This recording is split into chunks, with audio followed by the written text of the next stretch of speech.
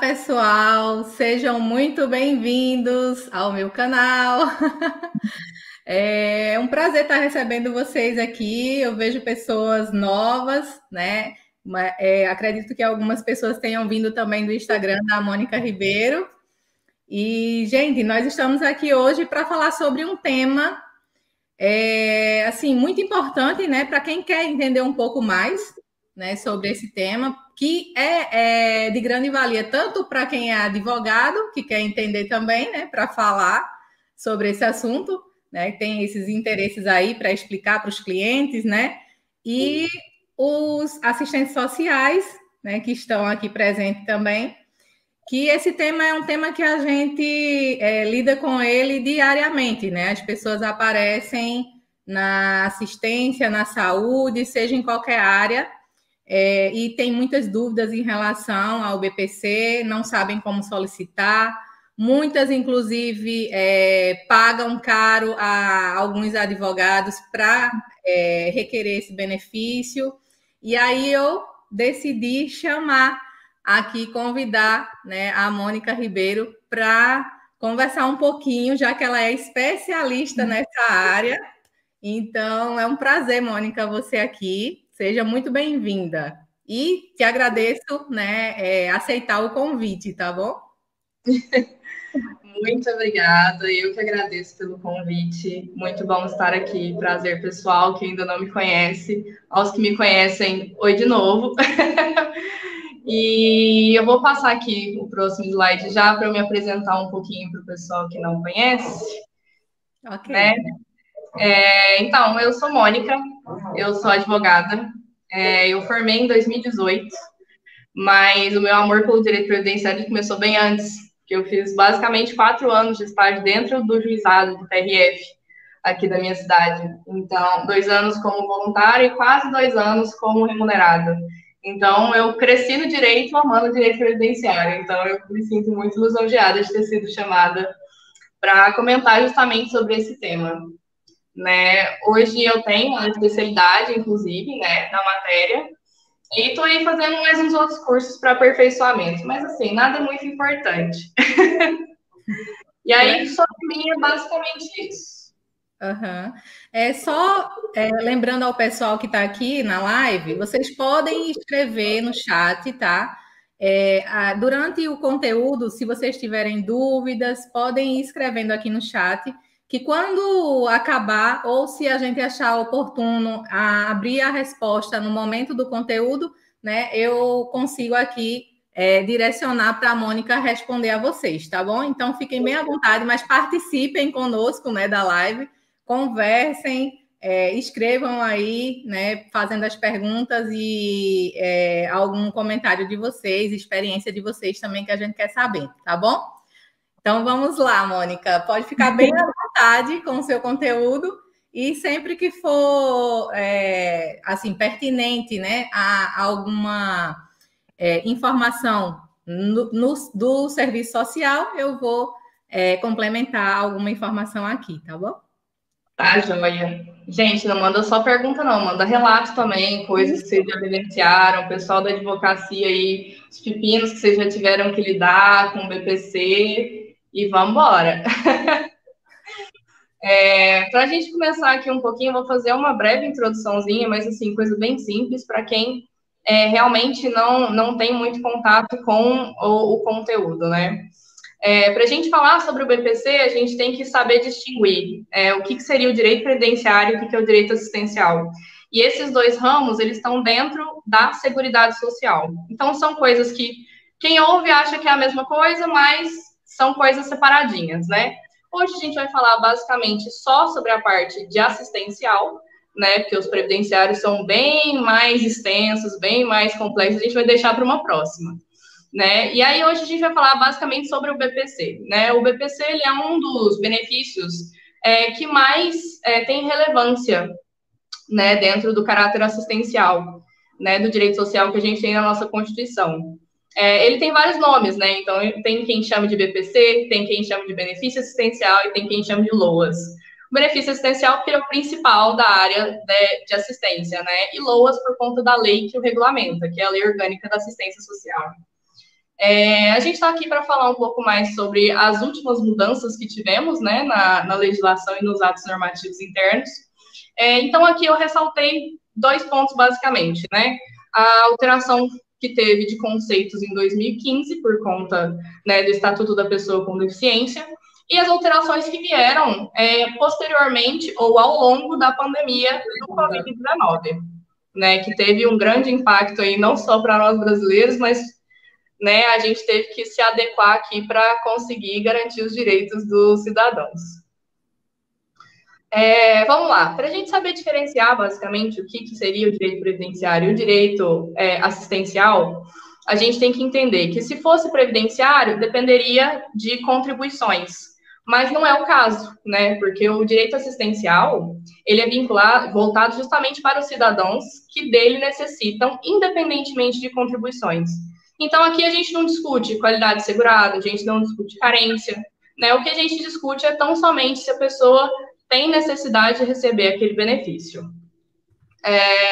Por ele não ter esse caráter previdenciário, então ele não entra em 13º salário, ele não gera uma pensão por morte, né, caso o beneficiário venha a falecer.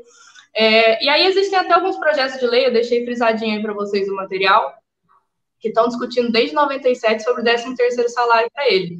Mas, assim, sem previsão de alguma resposta sobre isso. A minha opinião pessoal é que provavelmente não vai ser positivo, justamente porque é um caráter assistencial. Então, é o mínimo que o Estado tem que prover para o cidadão. Então, o 13º ele é um pouco além do mínimo. Mas isso aí também é uma discussão para a gente ter depois. Assim, o que acontece muito em relação aos nossos usuários e pacientes, né? Dependendo do lugar que a pessoa atende, a gente chama as pessoas de ou os usuários ou os pacientes na área da saúde, né? Uhum. Eles acham muitas vezes, quando conseguem o BPC, que é uma aposentadoria, que vai ser por, assim, a vida eterna, que não vai ter fim, né? Que se mudar a condição socioeconômica da família, não vai mudar. Então, tem muito essa questão incutida na cabeça das pessoas que não são muito bem informadas sobre esse benefício, né? Então, acontece muito isso, da gente chegar a perguntar se a pessoa é aposentada e a pessoa diz que é aposentada, e quando a gente vai ver, recebe o benefício. Pois é, isso aí é uma coisa que a gente tem que até esclarecer, né? Porque justamente ele tem um caráter assistencial, então ele depende do cumprimento dos requisitos, né? E aí até a nossa legislação, ela impõe que para a gente apurar esses requisitos, a gente tem que ter aquele cadastro no CadÚnico, né? Que é feito no CRAS. E esse cadastro ele tem que ser atualizado pelo menos a cada 2 anos. E aí muita gente acha que é vitalício, que realmente não é, e acaba que nem faz a alteração desse cadastro, né? E muitas vezes isso, inclusive, é motivo da suspensão do benefício e etc., né? É complicado de ver. Os estudantes que estão aí de plantão, que não souberem ou ainda não tiverem intimidade, né, com esse tema, né, CadÚnico, como ela falou, é um registro que é feito, né, pelas secretarias municipais ou especificamente no CRAS, mas às vezes quando a cidade não tem CRAS, é feito dentro da prefeitura mesmo, na Secretaria de Assistência Social. E aí, através desse cadastro, é que o governo identifica e caracteriza as famílias, né, como uma família de renda baixa, né? E aí é onde vai estar aquele perfil para saber se a pessoa tem condições ou não de receber certos benefícios. O CadÚnico ele não serve nem tão somente para o BPC, né, mas para outros benefícios e questões de políticas sociais, como Auxílio Brasil e outras questões, né?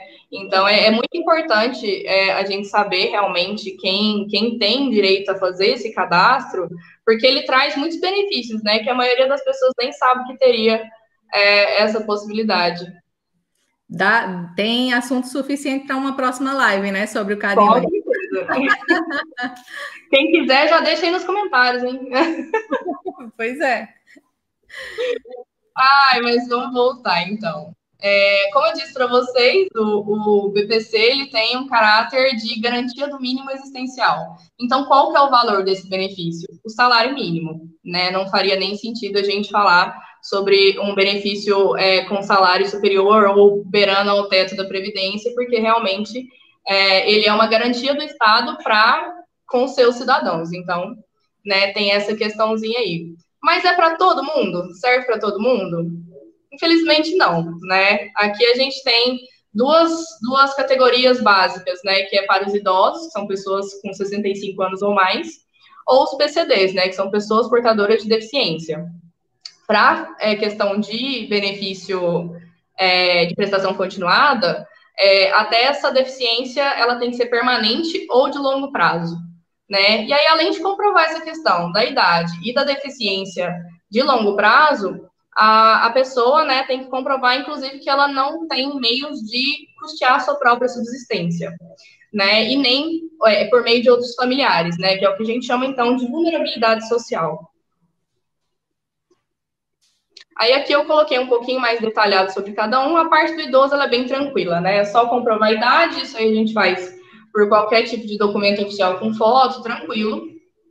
Mas para a pessoa portadora de deficiência tem uma pequena alteraçãozinha. E aqui a gente começa com as alterações em si do BPC, né? Que quando foi feito o regramento do BPC, a legislação determinava que toda pessoa portadora de deficiência, basicamente, era um incapaz, né? E aí hoje a gente sabe que não é assim que funciona, né? Inclusive, eu trouxe aqui o conceito para vocês de como que consta a questão da deficiência para fins de BPC no próprio Estatuto da Pessoa com Deficiência, né? Que seria uma pessoa com deficiência tem impedimento a longo prazo de natureza física, mental, intelectual ou sensorial, que, em interação com uma ou mais barreiras, pode obstruir sua participação plena e efetiva na sociedade em igualdade de condições com as demais. Então, aqui a gente vê que não é mais um critério técnico, né, que seria basicamente, talvez, numa outra situação, eu amputei uma perna, tenho uma deficiência física e pronto, né? Agora não é mais assim, a gente tem que fazer uma análise muito mais subjetiva para realmente chegar no que seria, de fato, essa deficiência.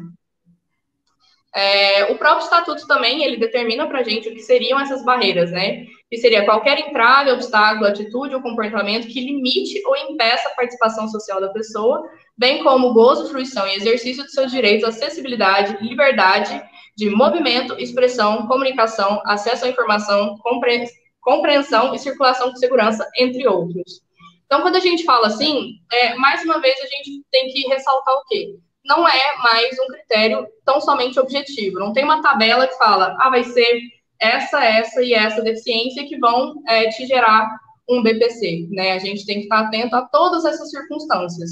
E uma vez que a legislação coloca esse pedacinho que está grifado aí para vocês, entre outros, ela deixa bem claro que é um rol exemplificativo. Ou seja, não só as possibilidades que a lei trouxe para nós, ela também abre para outras possibilidades, né? Porque o legislador, ele entende que não tem como se abarcar todas as possibilidades de uma eventual deficiência ou incapacidade, né? Então, aqui, essa é uma das primeiras alterações que a gente fala, ela foi em 2015. Então, aí agora a gente tem que pegar essas limitações, né? Colocar elas de acordo com os fatores sociais, englobar num contexto e realmente verificar se aquela pessoa teria necessidade de receber esse benefício, né? E aí, normalmente, isso é feito por uma avaliação biopsicossocial, que engloba tanto uma perícia médica quanto o laudo do assistente, né, social, que vai avaliar toda essa questão, juntar ela e falar, não, realmente, essa pessoa precisa, ou não, essa pessoa não tem necessidade. Aí aqui eu coloquei até alguns pontos que eu acho que eles são importantes quando o assistente social vai fazer essa análise, né? Porque, na verdade, assim, até coloquei isso no próximo slide, mas já vou antecipar. Se você for fazer a solicitação do BPC no requisito administrativo, essa análise ela é feita tão somente por uma entrevista com o assistente, né? Mas se for na via judicial, já é um pouco diferente. Porque aí o assistente social vai até a casa e tudo mais. Gente, vocês esperam ouvir o barulho do meu cachorro, vocês me perdoam. E aí, o assistente social vai até a casa, analisa tudo. Então, por isso que eu já coloquei esses pontos aqui, que eles servem tanto para a parte administrativa quanto para a parte judicial. Né? Que é a análise do histórico da deficiência, quando que ela começou, por que ela começou, se teve evolução, a relação dos integrantes do grupo familiar e o vínculo com o beneficiário, porque a gente vai ver um pouquinho mais para frente que o grupo familiar é extremamente relevante para a concessão desse benefício. Sim. Qual que é a idade, a situação ocupacional, né? Se as pessoas do grupo familiar estão empregadas, estão desempregadas, são profissionais autônomos, têm carteira assinada, né? Qual que seria, de fato, essa categorização de cada um e qual que é o valor que cada um recebe, né? Isso é importante para a gente fazer o cálculo da renda per capita, que também é um dos requisitos para a gente conceder esse benefício. E que Nível tem de muita escolaridade... gente, desculpa, Pode falar. tem muita gente que não sabe como que se faz, né, essa renda per capita. E aí, se você souber, já falas, né? Porque assim, vai lá, explica. Até coloquei ela um pouquinho mais para frente, mas basicamente a gente pega todo o rendimento bruto, né, do grupo familiar, que também tem um conceito muito específico de quem seria o grupo familiar, e aí você faz a somatória desses rendimentos, divide pela quantidade de membros do grupo familiar. Né? Tem algumas situações que a gente exclui alguns rendimentos, algumas coisinhas aqui, mas como isso daí também faz parte de uma das próximas alterações, eu vou deixar para falar um pouquinho mais para frente. Tá. E aí tem outras questõezinhas aqui que eu deixei para vocês, mas assim, até se vocês quiserem depois eu posso disponibilizar o material, que é mais alguns pontos que eu acho que são importantes. Não são regras, né, não estão estabelecidos especificamente na legislação, mas que para a gente ter realmente uma análise mais aprofundada, eles são importantes. Por exemplo, esse slide que você colocou aí, o anterior, que fala, né, do assistente social, toda essa avaliação, né, o perito, o médico, ele não faz. Não. Né? Toda essa avaliação que está nesse slide, só o assistente social que tem, né, a capacidade de avaliar pela sua formação. Então, eu sempre falo também que é importante dizer que o BPC ele não é requerido apenas por advogado. Né? Porque é importante saber que muitas pessoas hoje em dia, como eu falei lá anteriormente, né, contratam advogados, e tem advogados e advogados, como tem assistentes sociais e assistentes sociais, né, que dão as informações corretas, que agem de maneira correta, mas tem algumas pessoas também que, né, se utilizam de uma informação incoerente, né, para fazer com que o usuário ele se desgaste até do que não tem financeiramente, digamos assim, e entre em uma conta aí, né, com um advogado, sem saber que esse benefício ele pode requerer assim, sem advogado, né, por ele mesmo. E aí o que vai acontecer é que alguns têm alguma dificuldade realmente. Às vezes tem pessoas que querem solicitar e não sabem ler, por exemplo. Né? Tem essa questão de ter algum outro profissional ali que dê as informações corretas e o ajude a preencher aquele requerimento. Né?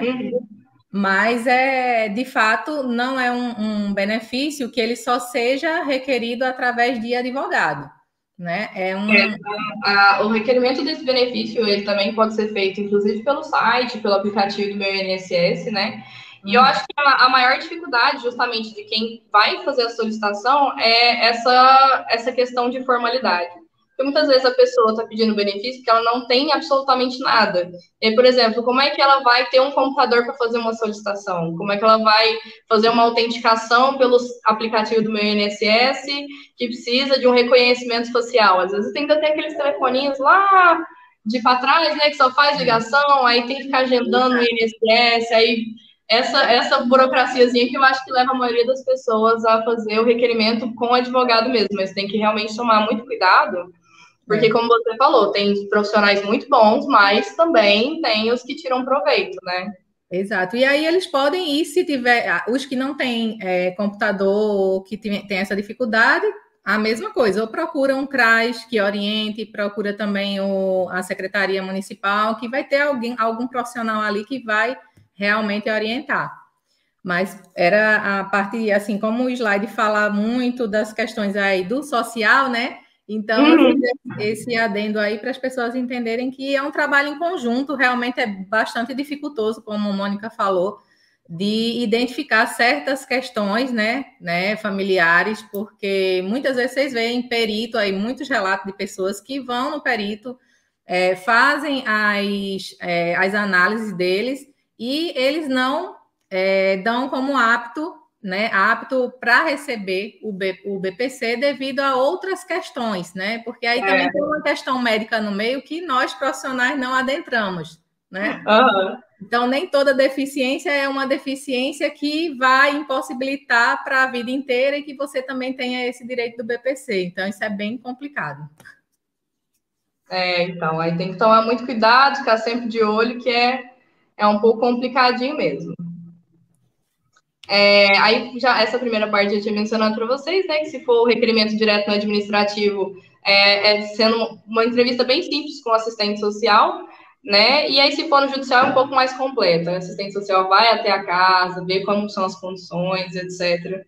E aí, na esfera administrativa, às vezes tem até alguns empecilhos. Aqui na minha cidade, por exemplo, só tem 2 assistentes sociais para fazer todo o trabalho, sendo que o BPC é um dos benefícios mais solicitados. Então, às vezes tem essa problemática, né? Mas, no final das contas, acaba fazendo, né? Demorando um pouco mais, um pouco menos. E aí é gerado um laudo, né? E nesse laudo, inclusive, consta essa questão da renda per capita, né, que seria o rendimento do grupo familiar. Aqui eu coloquei mais ou menos como que funciona, né, que até a Cláudia tinha comentado mais cedo, que é a somatória dos rendimentos brutos auferidos mensalmente pelos membros da família. E é aqui a gente tem que ter atenção para o que seria o conceito de família, né, que seria o requerente, cônjuge, companheiro, pais, na ausência deles, madrasta, padrasto, irmãos solteiros ou filhos enteados solteiros e os menores tutelados, desde que vivam sobre o mesmo teto. Então, por exemplo, eu tenho um irmão casado que vive comigo, não conta.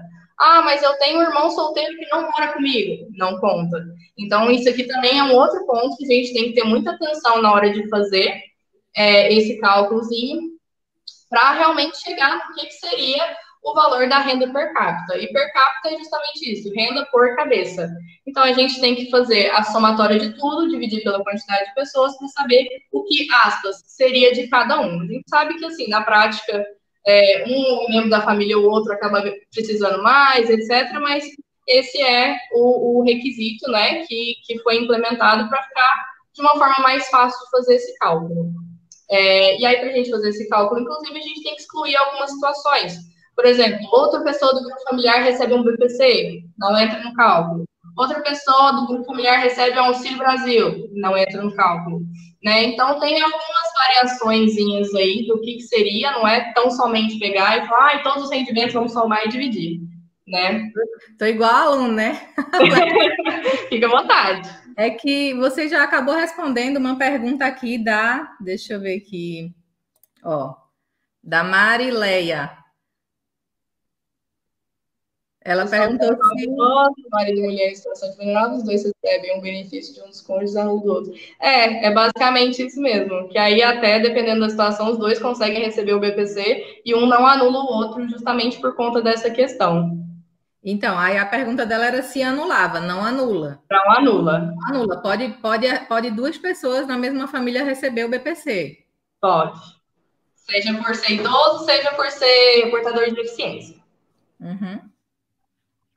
E aí aqui a gente entra no que seria, então, esse conceito, né, de miserabilidade que daria o direito para o recebimento desse benefício. A legislação, inicialmente, ela contemplava esse conceito de que seria uma renda per capita inferior a 1/4 do salário mínimo, né? Então, aí, por exemplo, um grupo familiar de 4 pessoas, somando tudo, teria que dar um salário mínimo, que é uma coisa absurda, né? Um valor muito baixo.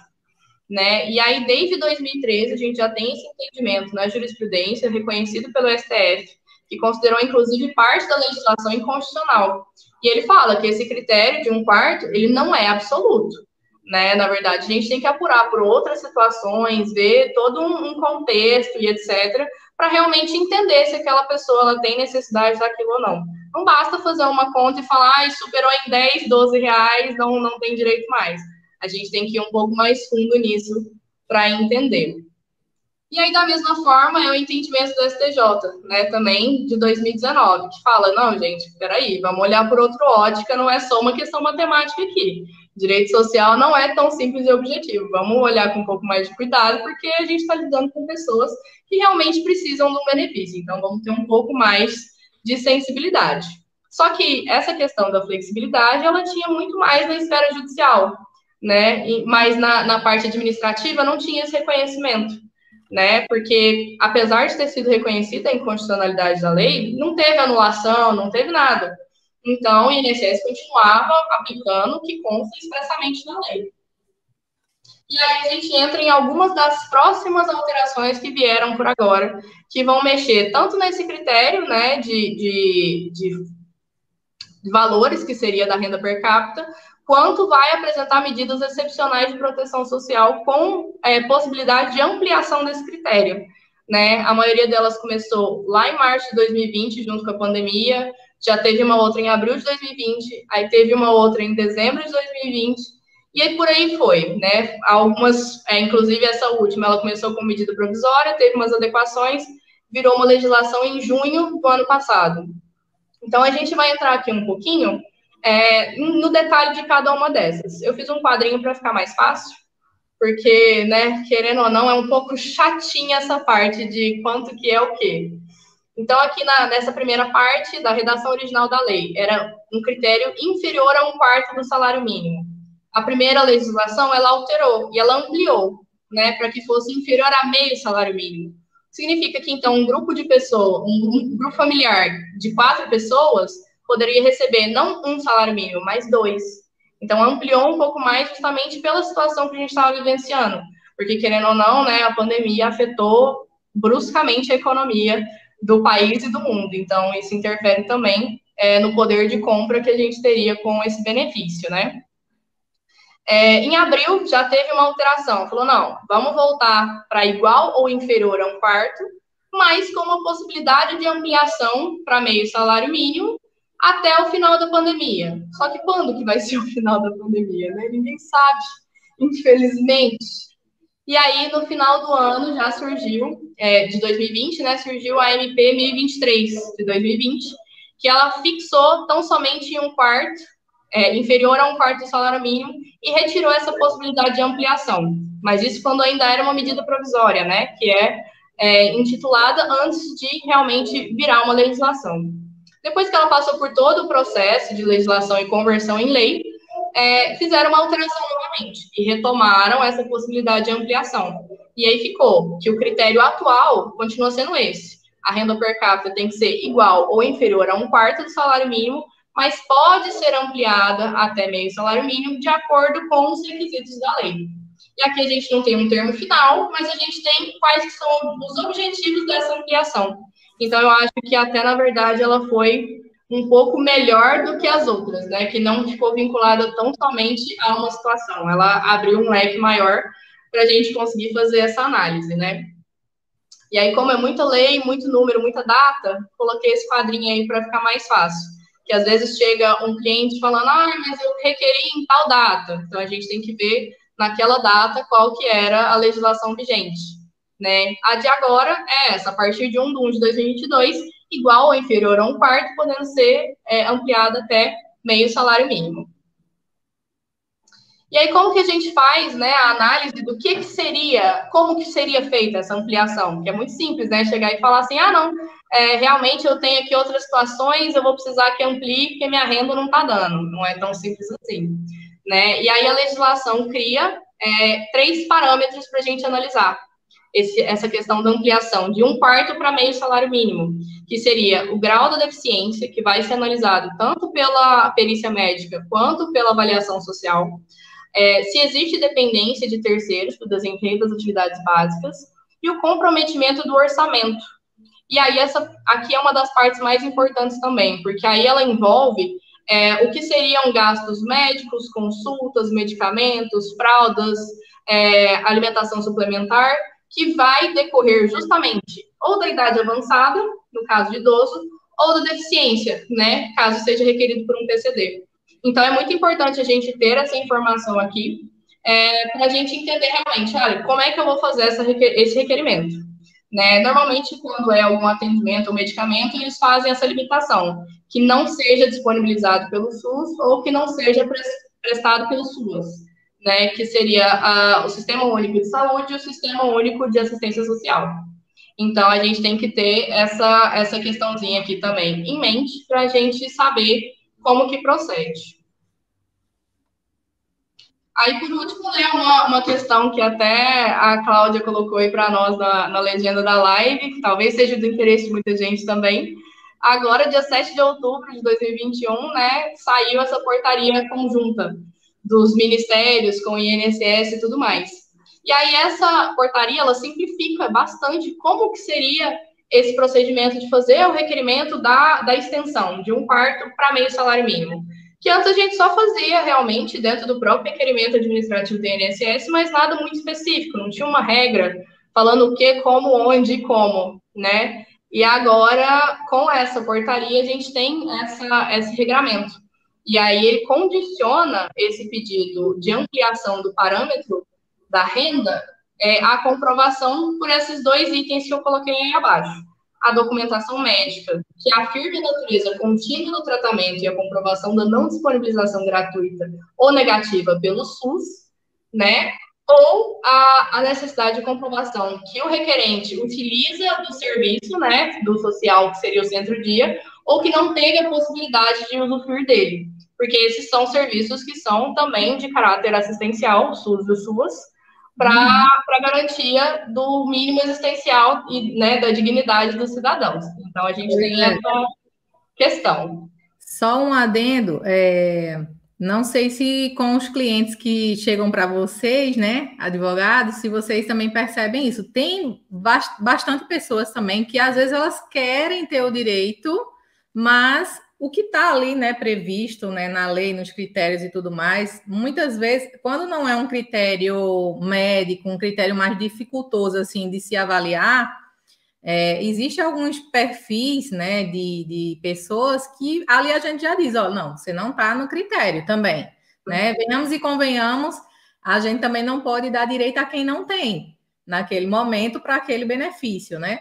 E aí muitas pessoas querem porque querem receber, e aí burlam documentos, né? E isso compromete, né? Inclusive em relação às pessoas que precisam desse benefício. Né? Então, assim, acontece também bastante isso, essa questão de, como você colocou aí no primeiro, né, de documentação de natureza contínua do tratamento. Às vezes a pessoa tem conhecidos que, né, prescrevem essas situações, infelizmente. Tudo bem. E aí, e até conseguem o benefício. E quando, numa revisão, né, de BPC, que é a cada 2 anos, quando o assistente social vai revisar ou alguém denuncia e isso é visto, é cortado automaticamente o benefício da pessoa. Então, muitas pessoas, às vezes, já estão acostumadas a receber e acham que é por direito que recebe, e quando é cortado, né, aí vai reclamar. Mas acontece bastante isso também. A gente tem que tomar muito cuidado com essa questão de documentação. Por exemplo, na nossa parte, né, da advocacia, quando a gente vai usar, por exemplo, o INSS digital, a gente assina um termo de responsabilidade por toda a documentação que a gente junta. Então, é até complicado que nós mesmos, advogados, a gente fica atento a toda a documentação para conferir essa situação, porque se der um problema depois por conta de alguma falsidade ou fraude da documentação, isso pode cair até em cima da gente. Então, tem que ficar muito atento realmente. Porque, né, a gente conhece. Infelizmente, não só quem tem direito pede. Sempre tem um jeitinho brasileiro de falar, não, mas vamos pegar por aqui, se eu fizer desse jeito, e se eu juntar tal documento. E aí... Exato. Às vezes pede até a nossa ajuda para fazer de uma maneira errada, né? Com certeza, já vi muito.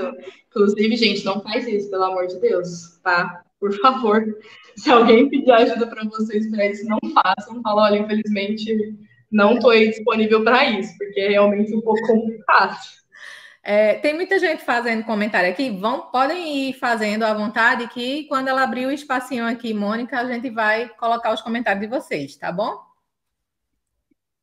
Pode continuar, Mônica. Uma outra questão que essa portaria trouxe para a gente foi também categorizar, né, quais seriam as possibilidades ali de fazer esse abatimento do valor para reduzir, né, de 1/4 para metade do salário mínimo. E a portaria ela trouxe valores base, né, para medicamentos, consultas, tratamentos, fraldas, alimentos. E aí é bom a gente ter em mente que, na verdade, essa dedução ela vai ser feita uma vez e por categoria. Então, por exemplo, eu compro 2 medicamentos, vai ter R$ 80 de abatimento. Não é assim. A gente tem que, né, ficar aí de olho que é por categoria. E aí, caso você fale para mim, mas o medicamento que eu compro é um valor muito maior do que isso. Aí, então, cabe ao beneficiário, né, ou solicitante, comprovar que realmente esse medicamento é de uso contínuo e que ele tem a necessidade disso para a sobrevivência dele. Não só com os laudos médicos, mas inclusive com os recibos de compra, né? E aí a legislação, para dar uma formalidade maior nessa questão, ela vincula que seja pelo menos 12 meses anteriores ao requerimento, para você comprovar que realmente é um uso contínuo, né? Ou se for, por exemplo, um solicitante que não tem 1 ano de idade, no caso de, né, talvez um deficiente aí, uma deficiência grave, alguma coisa nesse sentido, que fosse o equivalente à quantidade de meses que essa criança teria. Então, uma criança de 10 meses teria que ter 10 comprovantes sobre o uso daquele medicamento. Esses valores eles vão ser reajustados anualmente pelo INPC, e aí, normalmente, todo ano soltam uma portaria com esse valor, igual fazem normalmente com o valor do auxílio reclusão, por exemplo. Então, isso aí, anualmente, todo mês de janeiro, pode esperar que vai vir uma atualização desse valor. E aí tem essa outra questão, né, da aplicação do padrão médio, que essa portaria trouxe para nós também, que é uma inovação, porque antes a gente tinha que esperar meses, talvez, para ter uma análise, né? Especialmente no BPC, normalmente se faz análise da renda e aí depois a questão social. E aí essa portaria ela trouxe uma inovação, né? Que aí, por exemplo, aqui a gente tem o que a gente chama de padrão médio, que também consta certinho quais são os valores para cada situação. Isso é mais direcionado, de fato, para o assistente social, né? Que vai fazer essa análise do beneficiário. Caso na própria perícia médica, que é também um anterior ao estudo social, fique constatado que já tem esse impedimento a longo prazo. Então, para tentar agilizar o procedimento e não ficar, fiz a análise do perfil da renda familiar, deu certo. Fiz a análise da perícia médica, funcionou. E ainda tem que esperar a parte da perícia do estudo social. Então, eles estão tentando, excepcionalmente, tirar esse terceiro ponto quando já constatado na perícia médica.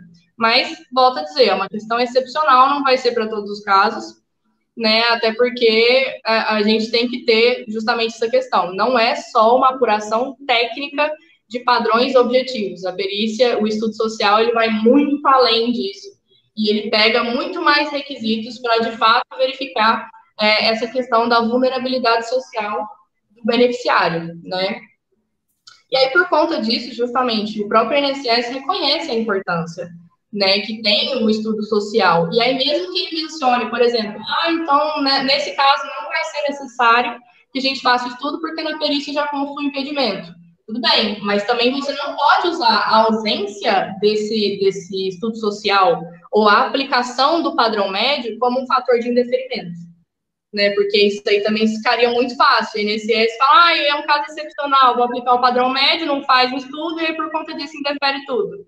Então, aí também tem essa regrinha para não ter possibilidade de o pessoal do INSS usar isso aí de má fé, né? E aí também por conta dessa facilitação, né? Caso também conste na avaliação médica essa questão do impedimento a longo prazo, ainda que seja necessário, a gente pode fazer a solicitação da avaliação social por videoconferência, ou que, em casos, assim, absurdos, ela seja feita antes da avaliação da renda, né, que normalmente é o primeiro critério que a gente tem dentro do processo administrativo em si.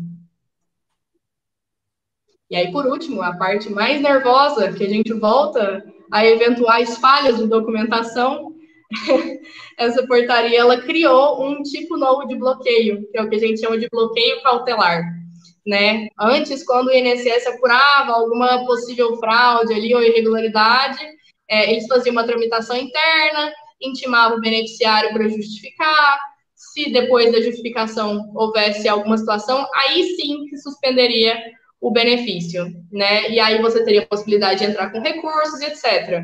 Né? Que é aquele modelo comum que a gente conhece do MOB, né? Por conta da... Eita, como é que é a palavra?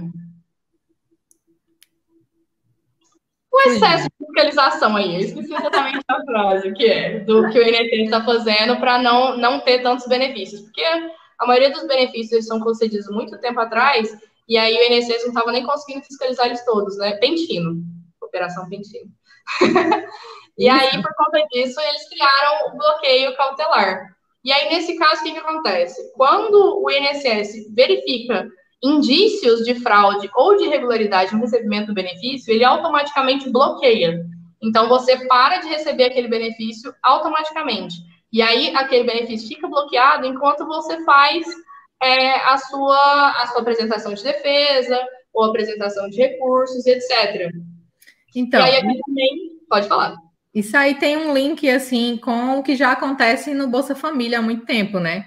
De suspender, né? Porque tem uma suspensão, né, do Bolsa Família. Porque, assim, quando você não suspende, enquanto você não suspende, você está ali convocando a pessoa, muitas das pessoas, as pessoas não vêm fazer o que deveria fazer, né? Trazer a documentação, apresentar. Então, né, tá recebendo, a pessoa não vai voltar para fazer a sua defesa, como você mesmo disse. Então, essa questão aí do bloqueio cautelar, ela tem esse link aí que eu fiz, porque no Bolsa Família também a quantidade de pessoas que recebem, que não tem o direito, é assim, não tem nem como contar, né? Porque, infelizmente, a gente sabe que fiscalização não existe para a quantidade de pessoas que recebem, e é infinitamente impossível fazer essa fiscalização, né, da forma como deveria ser. Mas por isso que precisa também de uma fiscalização ali, pelo menos interna, né, para que esse usuário seja, né, ligado ali e ser chamado automaticamente por conta da suspensão.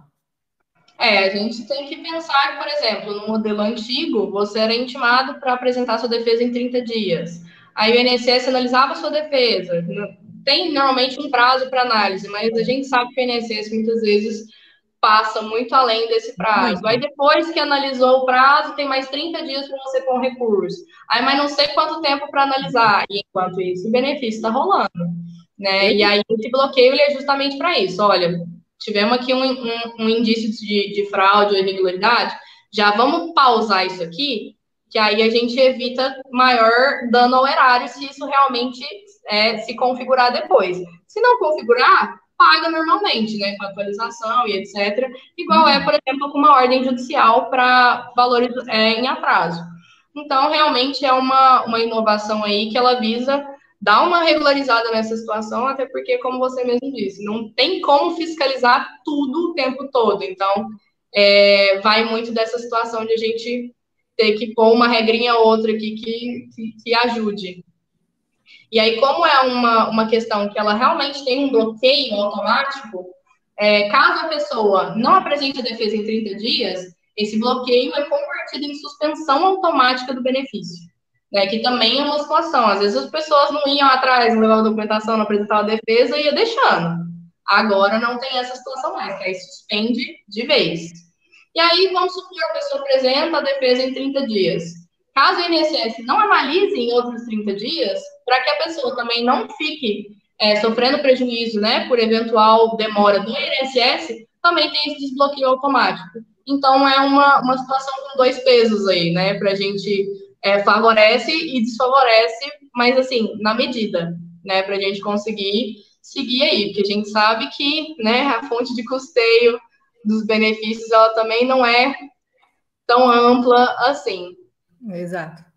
E aí, mais para concluir, né, eu coloco aqui, né, que essa questão da flexibilização dos requisitos, ela já vinha do judiciário antes, né, da jurisprudência, desde lá de 2013, e aí agora, com essas alterações, a gente consegue vê-la claramente sendo englobada também na esfera administrativa, né, o que também é uma coisa muito positiva, tanto para diminuir a quantidade de processos, quanto, obviamente, para também conceder para quem tem necessidade sem precisar de grandes controvérsias, porque a gente sabe que o sistema judicial também demora bastante tempo. Então, assim, né, fazer isso na esfera administrativa, quanto sempre, melhor.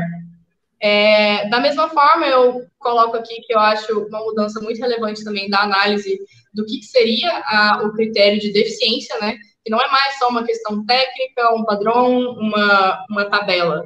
É muito maior do que isso e tem que ser analisado realmente como uma questão muito maior.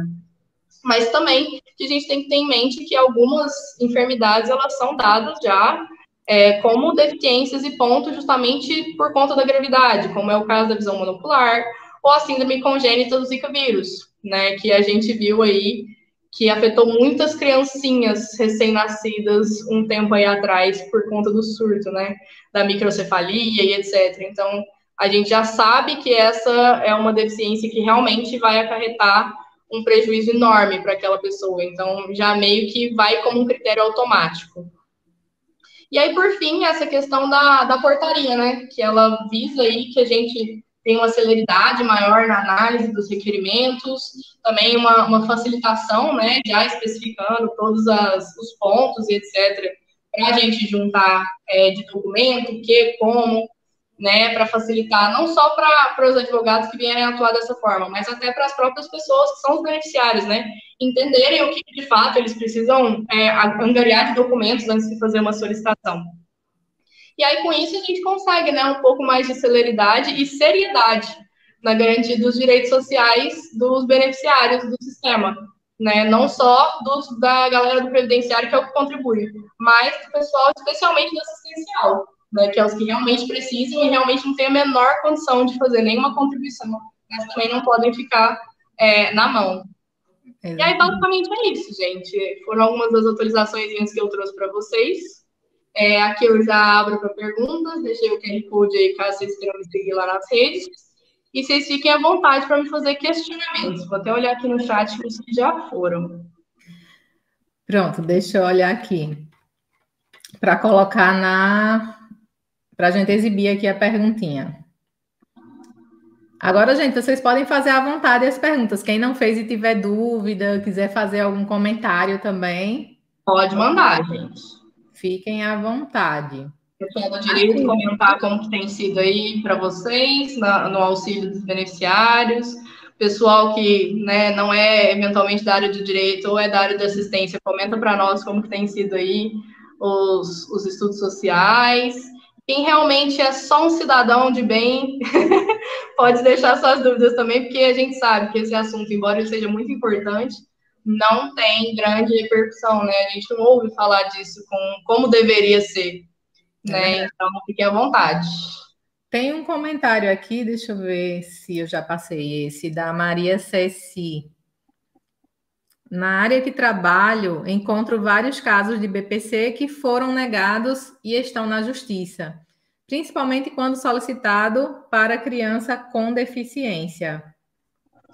Eu até na época que eu fazia estágio lá na Justiça Federal, a gente via muito situações de que as mães não têm a menor condição de trabalhar, porque elas precisam ficar em tempo integral com as crianças, né, por conta das deficiências que elas têm, e aí por conta disso não tem renda suficiente para custear nem tratamento, nem medicamento, nem as coisas básicas, e ainda assim o INSS vira e fala, não, mas eu acho que essa deficiência aqui não precisa não, acho que tá tranquila, não precisaria disso tudo. Gente, é tão comum e é tão triste, né? E aí isso acaba desaguando no judiciário justamente por causa disso, porque aí até a análise, né, social do judiciário, ela é bem mais ampla.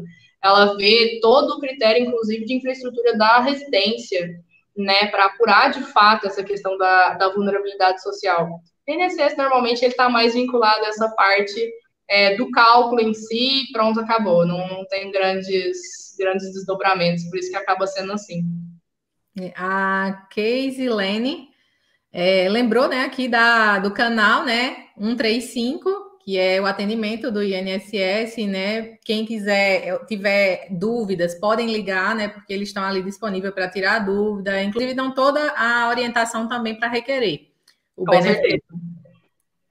A questão, a Keislene colocou aqui, ela é da mesma cidade que eu. Aqui a gente tem um convênio com a agência daqui de Uberaba, e aqui a gente conseguiu fazer um link direto pelo Telegram, né? Isso desde o início da pandemia. Então, é bem bacana que a gente consegue fazer o atendimento já com os próprios servidores. Às vezes quem atende é o estagiário, alguma coisa assim, mas o gerente da agência, ele está sempre fiscalizando.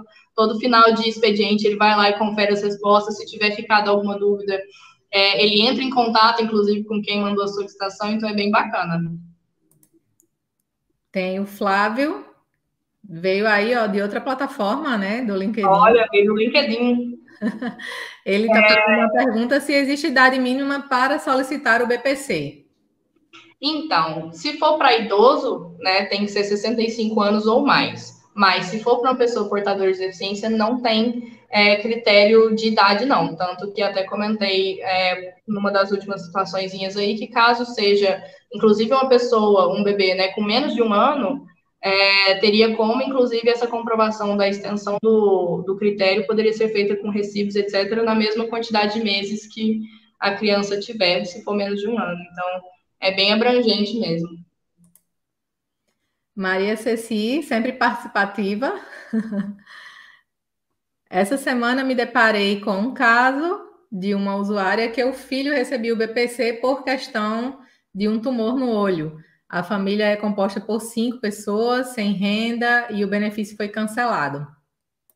Aí esses casos que são assim, a gente tem que olhar eles com um pouco mais de carinho, né? Ver exatamente o que aconteceu, olhar o próprio requerimento administrativo, porque às vezes é realmente uma falha do sistema na hora que vai fazer essa conferência, às vezes é porque simplesmente a pessoa não fez a atualização do cadastro, né? Então tem vários pontinhos aí que tem que ser observados, além da renda e da deficiência. Exato. Além desse problema, né, do tumor que ela falou, que existem questões que são avaliadas pelo perito ali, né? Então, sim, tem questões que, como eu disse, nem todos os problemas de saúde vão dar direito, né? Então, nem toda deficiência é uma incapacidade, né? Que é o que a gente sempre via falar nos benefícios anteriores. Aí agora, de uns anos para cá, a gente já pegou a minúcia de que não é bem assim. Ela disse, ela deu até uma resposta, né? Segundo alegaram que foi porque a criança recebeu a prótese ocular, mas ela ainda está sendo acompanhada pelo médico. Então, por isso que a Mônica, ela, assim, falou que precisa ser olhado com carinho, né? Porque essas coisas realmente precisam ser avaliadas, toda a documentação, a forma como foi solicitada, né? Em que andamento está, para entender por que foi cancelado, né? Se isso cabe na lei, se isso não cabe. É bem importante. Por exemplo, a questão da prótese ocular tem que ser analisado se realmente foi, por exemplo, um transplante ou alguma coisa assim que retirou realmente a deficiência, ou se é uma coisa que mascarou um pouco e aí também já tira um pouco do estigma, e aí isso também influencia na questão social. Então, isso tudo tem que ser olhado com muito critério e muito cuidado para a gente ter realmente um porquê, né, de ter sido indeferido, no caso cessado. Uhum. Juliana Dias. Boa noite. É possível numa casa, uma pessoa com deficiência, beneficiário do BPC, a responsável pela família pode requerer a aposentadoria, a posteridade e contribuição necessária?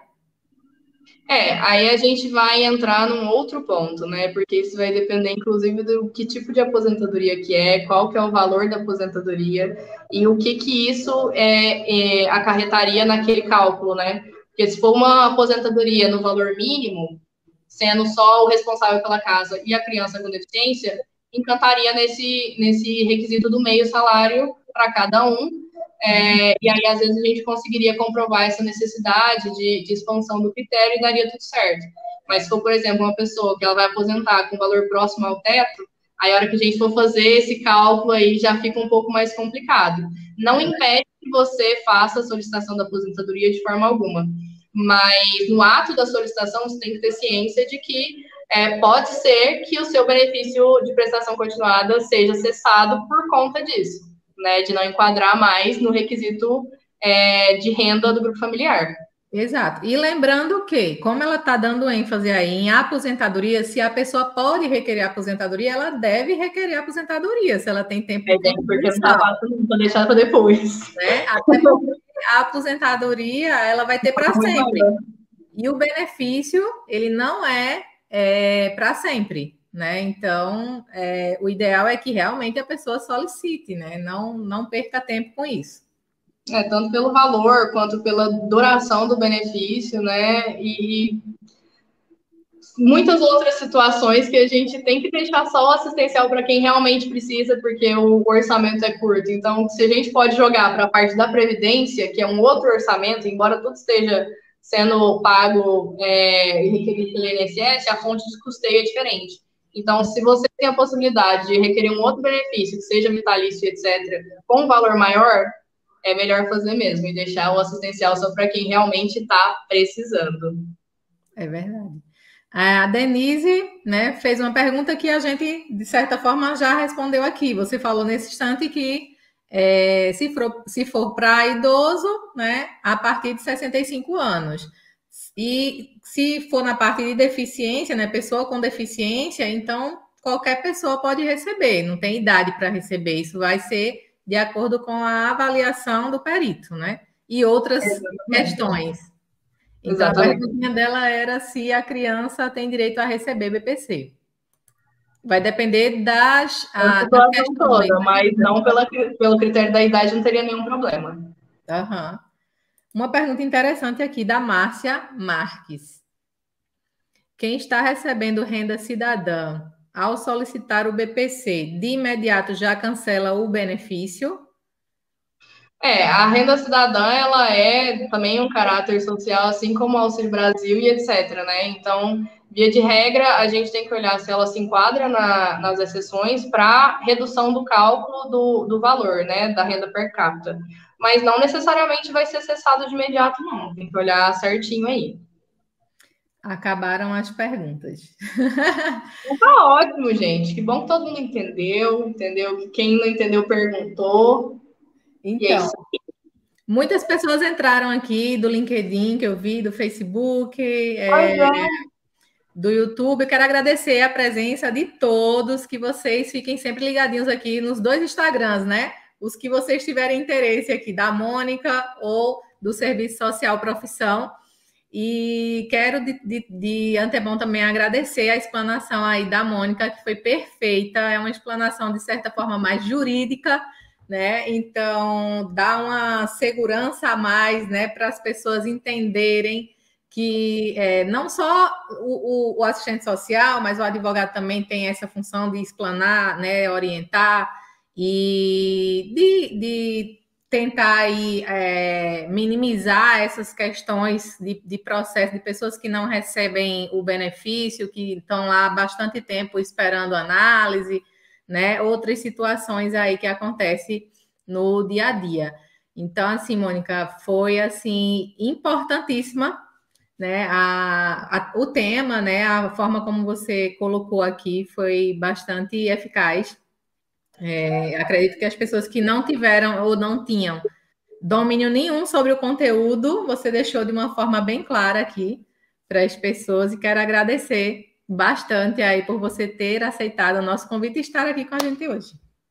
É isso, eu volto a dizer, né? Eu que agradeço pela oportunidade, é sempre bom a gente explanar sobre todas as situações, ainda mais, né, numa área como direito previdenciário, assistencial, que a gente sabe que a maioria das pessoas nem sabe o que está acontecendo, então a gente tem que realmente repassar a informação, tentar ser o mais claro possível e atingir a maior quantidade de pessoas, justamente para a gente fazer o famoso justiça social, né, que é dar a quem necessita dela.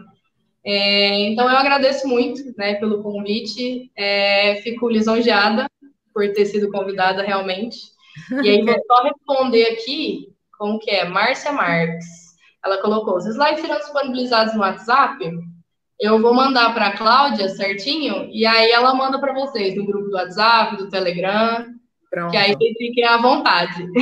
Qualquer coisa, podem ir lá no meu site, que eu vou colocar lá numa postagenzinha também para vocês darem uma olhada se precisar. Pronto. Gente, olha, se vocês puderem, é muito importante para a gente também que vocês nos deem um feedback, né? Então, assim, entrem nos nossos Instagrams aí, postem. Se vocês quiserem fazer uma foto, a gente dá uma paradinha agora de 1 minutinho. Deem um print aí, ó. A gente vai se preparar aqui bem rápido. Se vocês puderem dar o print e nos marcarem, né? E dar aquele feedback, porque a gente precisa saber se vocês gostaram, qual o tema que vocês querem para a próxima live aqui, né? E eu posso convidar a Mônica para outros temas também, tá bom? Então, vamos parar aqui um segundinho. Fazer o sorriso. Se vocês puderem, a gente agradece bastante e dá aquele print e nos marcar aí no Instagram, que a gente gosta de saber. Bota a gente lá no Stories e marca a gente, hein? Vamos lá?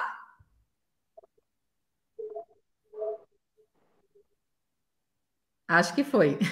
Agora vai, hein, gente? Comenta lá na última postagem, tanto a minha quanto a da Cláudia, que a gente estava fazendo sobre a live, né? Comenta se vocês gostaram, qual que é o próximo tema que vocês querem que a gente fala. E eu gostei muito de vir aqui falar com vocês. Só para acabar, essa live ela vai ficar salva no YouTube, né? Sempre quando eu convido alguém aqui, fica salva, né? Então, se vocês quiserem ver, marca, manda para os colegas que ainda não viram. Podem comentar lá, porque a Mônica também vai estar atenta a esse específico, né? Essa live específica, e vai responder para vocês também aí nos comentários. Então, gente, antes de vocês saírem, deem aquele like lá no YouTube, não esqueçam, deem um like e comentem, porque isso faz com que o nosso trabalho ele seja bem visto, né? Ele apareça para mais pessoas. Então, era isso, gente. Agradeço, Mônica. Até a próxima. Eu agradeço também, gente. Muito obrigada por tudo. Eu espero ver vocês logo. Até mais, gente. Bye, bye.